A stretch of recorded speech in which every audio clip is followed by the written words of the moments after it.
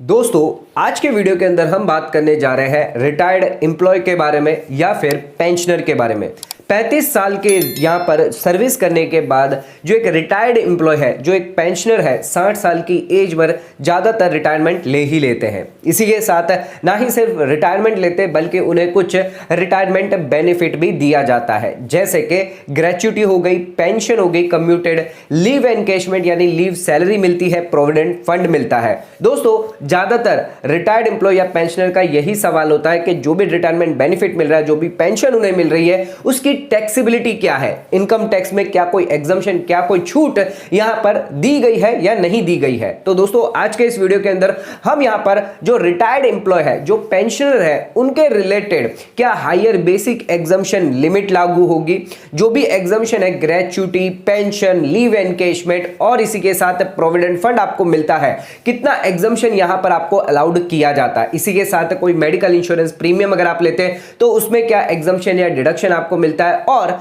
जो भी पेंशन, जो भी रिटायरमेंट फंड आपने बैंक में रखा है, फिक्स डिपॉजिट करवाया है, तो उस पर अगर आपको बैंक से, पोस्ट ऑफिस से कोई ब्याज मिलता है तो उसकी क्या डिडक्शन यहां पर आपको दी जाती है। तो दोस्तों, आज के वीडियो के अंदर हम डिटेल डिस्कस करने वाले हैं पेंशन, जो यहां पर पेंशनर है, और इसी के साथ यहां पर जो रिटायर्ड एम्प्लॉय है, इनकी टैक्सेबिलिटी को लेकर। तो आज का वीडियो बहुत ज्यादा इंपॉर्टेंट होगा। चैनल पर नए तो सब्सक्राइब कर लीजिए और बेल आइकन पर नोटिफिकेशन पर क्लिक कर लीजिए ताकि आपको आने वाले सभी नोटिफिकेशन रिगार्डिंग हमारे वीडियोस रेगुलरली मिलते रहे। तो दोस्तों, आइए स्टार्ट करते अपने वीडियो को बिना देरी करते हुए।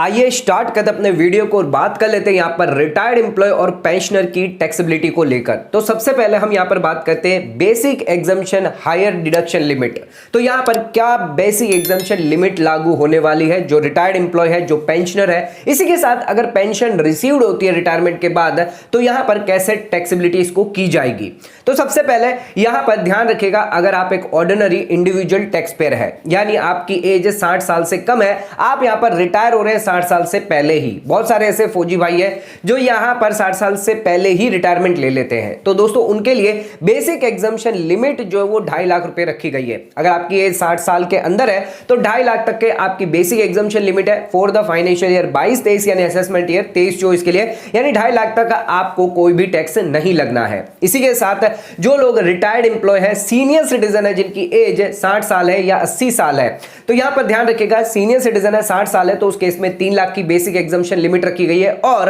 अगर आप सुपर सीनियर सिटीजन है तो उस केस में 5 लाख की बेसिक एग्जम्पशन लिमिट रखी गई है, यानी यहां तक 3 लाख तक और 5 लाख तक आपको कोई भी टैक्स नहीं देना। दोस्तों, बात करते हैं यहां पर अगर आप पेंशन रिसीव्ड करते हैं तो यहां पर टैक्सेबल होगा सैलरी हेड के अंदर। तो सैलरी हेड के अंदर टैक्सेबल होगा, और इस बेसिक एग्जम्पशन लिमिट जो हमने आपको बताई है 2.5 लाख रुपए, 3 लाख रुपए और 5 लाख रुपए, इससे ऊपर अगर आपकी पेंशन जाती है तो उस केस में यहां पर टैक्सेबिलिटी आती है as per the slab rate के हिसाब से। दोस्तों, इसी के साथ सवाल यहां पर यह आ जाता है, क्या स्टैंडर्ड डिडक्शन अलाउड होगा अगर आप पेंशन रिसीव करते हैं, रिटायर्ड एम्प्लॉय है, पेंशन रिसीव कर रहे हैं, तो उस केस में क्या यहां पर स्टैंडर्ड डिडक्शन आपको मिलेगा। तो दोस्तों, असेसमेंट ईयर 20-21 से यहां पर स्टैंडर्ड डिडक्शन अलाउड किया गया था 50,000 रुपए, जो यहां पर सैलरी इनकम जो भी आप अर्न कर रहे हैं पूरे साल के अंदर, जिसके तहत section 16 of income tax act 1961 के तहत आपको यहां पर स्टैंडर्ड डिडक्शन 50,000 अलाउड किया जाएगा। इसी के साथ दोस्तों, अगर आप एक रिटायर्ड एम्प्लॉय है, आपकी एज 60 या उससे ज्यादा, आपको पेंशन रिसीव हो रही है,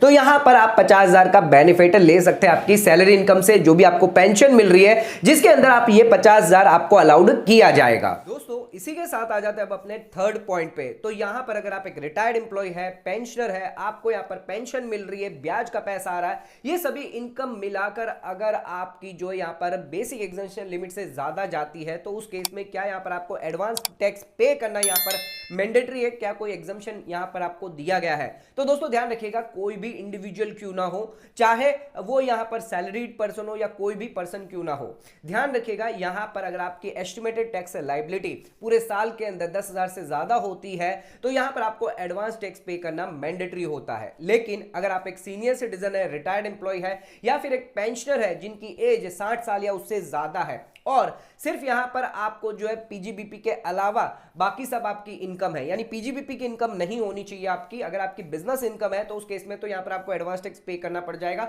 लेकिन अगर आपकी बिजनेस इनकम नहीं है तो उस केस में यहां पर आपको एडवांस टैक्स पे करने की कोई रिक्वायरमेंट नहीं है, आपको यहां पर एग्जेम्प्ट किया गया है। ध्यान रखिएगा, अगर आप रिटायर्ड एम्प्लॉय है, पेंशनर है, यहां पर आपको पेंशन रिसीव होती है, ब्याज का पैसा आता है, लेकिन बिजनेस इनकम नहीं आ रही है, तो उस केस में आपकी एज 60 साल से ज्यादा है तो यहां पर आपको एडवांस टैक्स पे करने की लायबिलिटी नहीं आती है। भले ही आपकी 10,000 से ज्यादा की भी एडवांस टैक्स लायबिलिटी यानी टैक्स लायबिलिटी निकल के क्यों ना आती है, फिर भी यहां पर आपको एडवांस टैक्स पे नहीं करना होगा। दोस्तों अब आ जाते हैं अपने फोर्थ पॉइंट पे, तो यहां पर टैक्स रेट जान लेते हैं, क्या टैक्स रेट यहां पर आपको लगने वाली है। बेसिक एग्जम्पशन लिमिट तो हमने आपको बता दी थी 2.5 लाख रुपए, अगर आपकी 60 साल तक एज है और 60 से ऊपर है तो 3 लाख रुपए और 80 से ऊपर है तो 5 लाख आपकी बेसिक एग्जम्पशन लिमिट है। पर अब हम आपको टैक्स रेट बताने वाले, क्या टैक्स रेट यहां पर आपको लगने वाली है। असेसमेंट ईयर 23-24 के लिए जो भी रिटायर्ड एम्प्लॉय है, सैलरीड पर्सन है, यहां पर जो पेंशनर है, जो सीनियर सिटीजन है, उनके लिए यहां पर अगर आपकी एज 60 या उससे ज्यादा है तो 3 लाख का बेसिक एग्जम्पशन होगा, जिसके अंदर आपको कोई भी टैक्स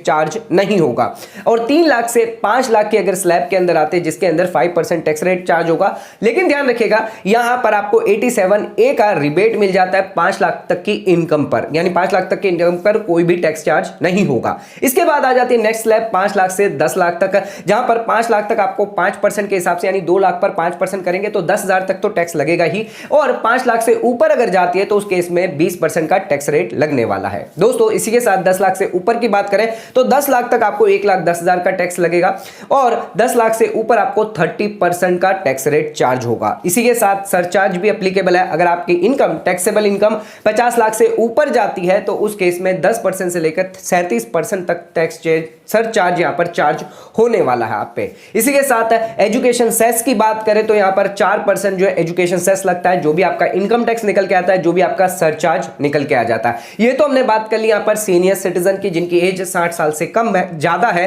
और अब आप बात करते हैं हम यहां पर सुपर सीनियर सिटीजन की। तो दोस्तों यहां पर बात कर लेते हैं अब अपने सुपर सीनियर सिटीजन की, जिनकी एज 80 साल या उससे ज्यादा है, तो उस केस में 5 लाख तक आपको कोई भी टैक्स नहीं लगेगा। 5 लाख से 10 लाख की बात करें तो यहां पर जो है आपको 20% का टैक्स रेट चार्ज हो जाता है। इसी के साथ 10 लाख से ऊपर की बात करें तो 30% का टैक्स रेट चार्ज होगा। ध्यान रखिएगा यहां पर भी सरचार्ज 50 लाख की इनकम के ऊपर है, 10% से लेकर 37% तक, और एजुकेशन सेस 4% यहां पर आपको लग जाएगा। दोस्तों यहां तो हमने बात कर दी ओल्ड रिजिम की, यानी ओल्ड रिजिम के अंदर यहां पर इस स्लैब रेट का आप बेनिफिट उठा सकते हैं। यहां पर आपको डिडक्शंस, एग्जम्पशंस सभी अलाउड होंगे, लेकिन अगर आप चाहते हैं कि आप न्यू रिजिम में ऑप्ट करें तो आप न्यू रिजिम में भी ऑप्ट कर सकते हैं, जिसके अंदर कुछ डिडक्शंस और एग्जम्पशन आपको अलाउड नहीं किए जाएंगे। यानी आपको सेक्शन 80C से लेकर 80U तक कोई भी डिडक्शन, एग्जम्पशन अलाउड नहीं किए जाएंगे, कुछ ही खास एग्जम्पशन या डिडक्शन यहां पर आपको दिए जाएंगे। न्यू टैक्स रिजिम की बात कर लेते हैं, जिसके अंदर यहां पर 2.5 लाख से ही यहां पर आपको स्टार्ट होगी। तो ध्यान रखिएगा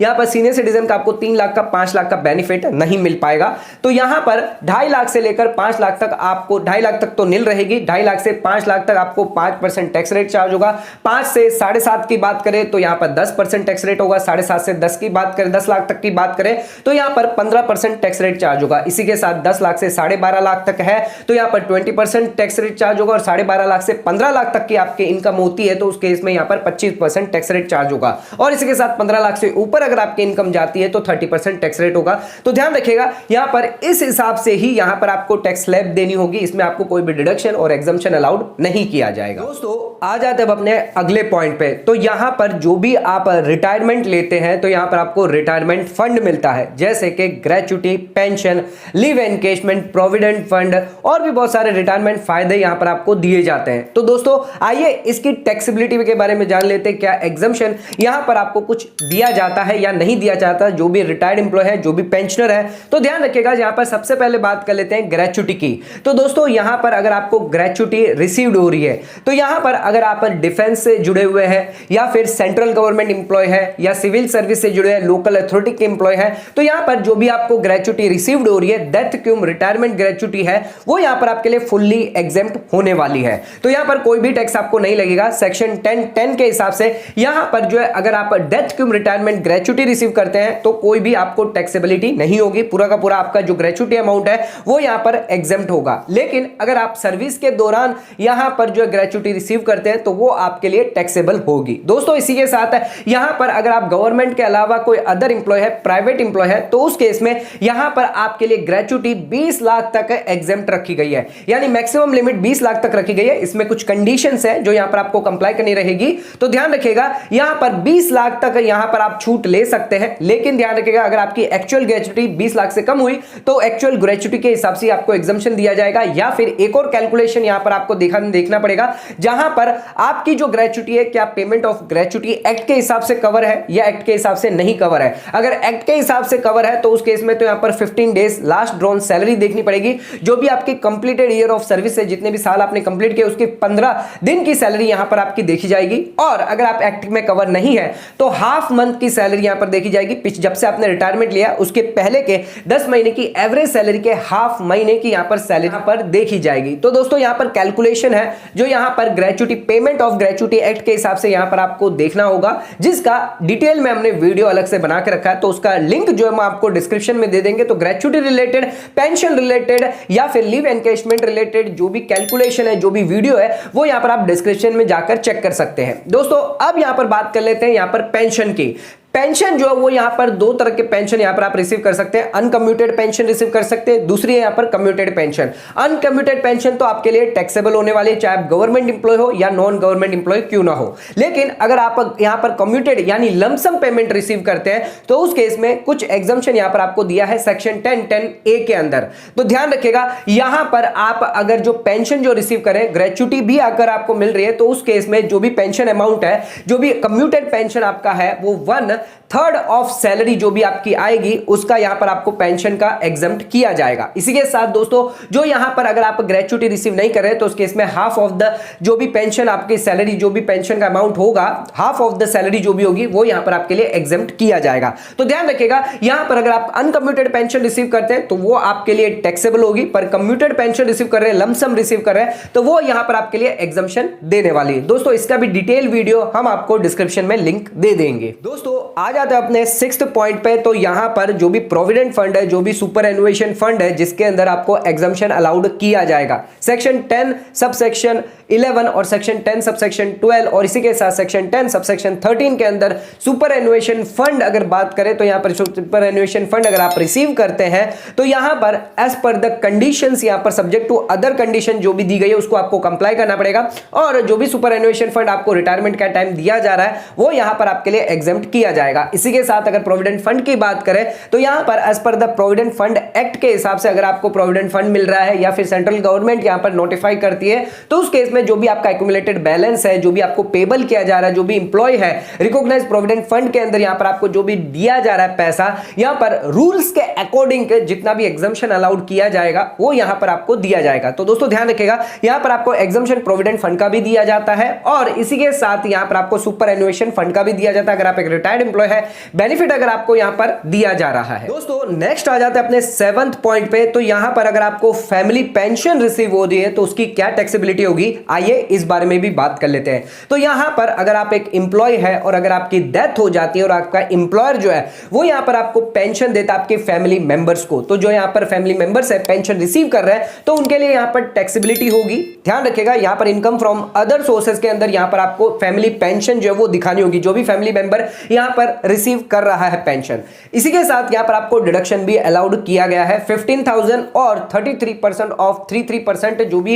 यहां पर आपकी फैमिली पेंशन आएगी उसका 33.33% यहां पर जो है देखा जाएगा कितना अमाउंट है, और 15,000 विच एवर इज लोअर यहां पर आपको डिडक्शन अलाउड किया जाएगा। ये एक अनकम्यूटेड पेंशन मानी गई है जिसकी वजह से यहां पर जो रेगुलर मंथली इनकम यहां पर आपको होगी और इस वजह से यहां पर ये टैक्सेबिलिटी की जाएगी। इसके साथ दोस्तों अगर आपको यूएनओ से यहां पर पेंशन मिल रही है या फिर आर्म्ड फोर्सेस से अगर पेंशन क्यों ना मिल रही हो तो फैमिली पेंशन जो मिल रही है एग्जम्पशन यहां पर भी आपका देखा जाएगा यानी अलाउड किया जाएगा। दोस्तों इसी के साथ आ जाते हैं अब अपने 8 पॉइंट पे। तो यहां पर अगर आप रिटायर्ड इंप्लॉय है, पेंशनर है, मेडिकल इंश्योरेंस प्रीमियम ले रहे हैं, मेडिकल एक्सपेंडिचर कर रहे हैं, तो क्या यहां पर बेनिफिट दिया गया है, आइए इस बारे में जान लेते हैं। तो सेक्शन 80D के हिसाब से अगर आप मेडिकल हेल्थ इंश्योरेंस यानी प्रीमियम पेड करते हैं 60 से ज्यादा की अगर आपकी एज है, सीनियर सिटीजन है, रिटायर्ड इंप्लॉय है, तो यहां पर आपको 50,000 50,000 तक का डिडक्शन अलाउड किया जाता है। दोस्तों यहां पर जो 50,000 का डिडक्शन है, ना ही सिर्फ आपको हेल्थ इंश्योरेंस प्रीमियम देने पर मिलेगा, बल्कि अगर आप एक्सपेंडिचर भी करते हैं,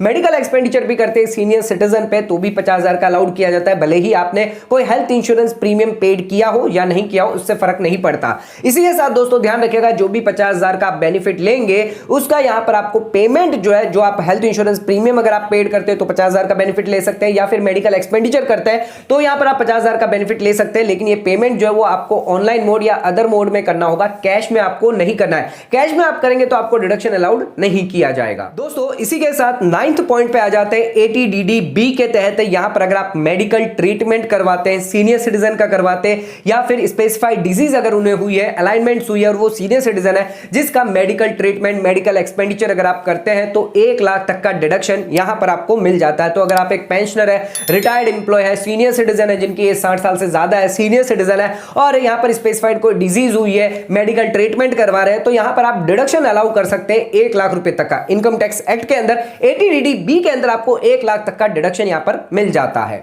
दोस्तों आ जाते हैं अब अपने अगले पॉइंट पे, तो यहां पर बात कर लेते हैं बैंक से पोस्ट ऑफिस के अंदर अगर कोई इंटरेस्ट इनकम आ रही है तो क्या डिडक्शन यहां पर मिलेगा आपको, जो भी ब्याज का पैसा आ रहा है, क्या डिडक्शन यहां पर आपको मिलेगा रिटायर्ड एम्प्लॉय को या फिर पेंशनर को। तो ध्यान रखिएगा, यहां पर अगर आप एक ऑर्डिनरी इंडिविजुअल है जिनकी एज 60 साल से कम है, सीनियर सिटीजन है, तो यहां पर आपके ब्याज की इनकम आती है, सेविंग बैंक अकाउंट से ब्याज की इनकम आ रही है, 10,000 तक आपके लिए डिडक्शन अलाउड किया गया है। लेकिन अगर आप एक सीनियर सिटीजन है तो उस केस में 50,000 तक का डिडक्शन यहां पर आपको अलाउड किया जाएगा सेक्शन 80TT बी के तहत है, जिसके अंदर ना ही सिर्फ सेविंग बैंक अकाउंट के अंदर इंटरेस्ट के ब्याज का आपको छूट मिलेगी, बल्कि अगर आप फिक्स डिपॉजिट करते बैंक में, पोस्ट ऑफिस में या कोऑपरेटिव बैंक में, तो वहां पर भी आपको 50,000 तक की लिमिट रखी गई है, जहां पर आपको छूट दी जाएगी। ओवरऑल 50,000 की लिमिट रखी गई है। दोस्तों इसी के साथ अगर 50,000 से कम अगर आपका यहां पर इंटरेस्ट होता है तो कोई भी बैंक और पोस्ट ऑफिस आपका टीडीएस डिडक्ट नहीं करेगी। लेकिन ध्यान रखिएगा, अगर कोई फर्म एओपी बीओआई यहां पर डिपॉजिट करते हो तो उनके पार्टनर और मेंबर को यहां पर कोई भी डिडक्शन अलाउड नहीं होता, भले ही चाहे वो सीनियर सिटीजन क्यों ना हो।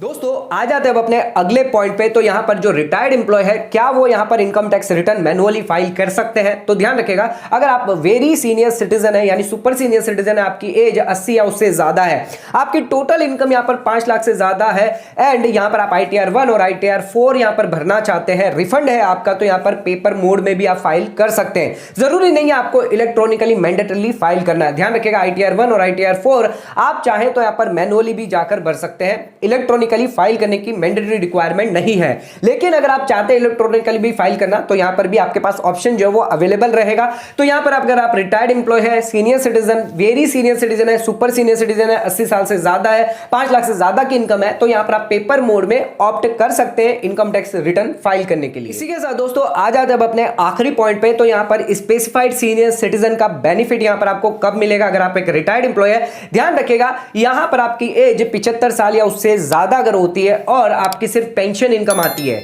अगर आपकी पेंशन इनकम आती है जिस बैंक के अंदर और उसी बैंक के अंदर आपकी इंटरेस्ट इनकम आती है, तो यहां पर सेक्शन 194P के तहत आपको एग्जम्पशन दिया गया, आपको इनकम टैक्स रिटर्न फाइल करने की मैंडेटरी रिक्वायरमेंट नहीं है। यानी आप इनकम टैक्स रिटर्न अगर फाइल नहीं भी करेंगे तो भी चलेगा। लेकिन दोस्तों ध्यान रखिएगा, जो भी स्पेसिफाइड बैंक है जिनको यहां पर सभी आपको इनकम देनी पड़ेगी, जो भी डिडक्शन आपने लिए उसकी डिटेल यहां पर आपको देनी होगी। जो बैंक है, स्पेसिफाइड बैंक है, वो यहां पर आपकी इनकम, आपके डिडक्शन, आप चैप्टर 6A के जो डिडक्शंस है, 87A का रिबेट है, इसको कैलकुलेट करने के बाद अगर कोई टैक्स बनता है तो वो यहां पर सरकार को जमा करवा देंगे, जिससे आपको इनकम टैक्स रिटर्न फाइल करने की रिक्वायरमेंट नहीं रहेगी। तो ध्यान रखिएगा, यह भी बेनिफिट जो है यहां पर रिटायर्ड एम्प्लॉय, सीनियर सिटीजन या पेंशनर को दिया गया है। तो दोस्तों आज के वीडियो के अंदर हमने देखा, अगर आप एक रिटायर्ड एम्प्लॉय है, पेंशनर है, सीनियर सिटीजन है, तो सरकार द्वारा यहां पर बहुत सारे बेनिफिट यहां पर आपको दिए, जिसके अंदर क्या टैक्स रेट होगी, जो भी ग्रेच्युटी रिटायरमेंट बेनिफिट आपको मिलता है, जिसका एग्जम्पशन यहां पर आप आराम से ले सकते हैं, tax slab rate, advance tax payment और भी बहुत सारी चीजें जो इस वीडियो के अंदर हमने कवर करने की कोशिश करी है। तो दोस्तों आज का वीडियो अगर आपको पसंद आया तो चैनल को लाइक और सब्सक्राइब जरूर करेगा, ज्यादा से ज्यादा शेयर जरूर करेगा। धन्यवाद।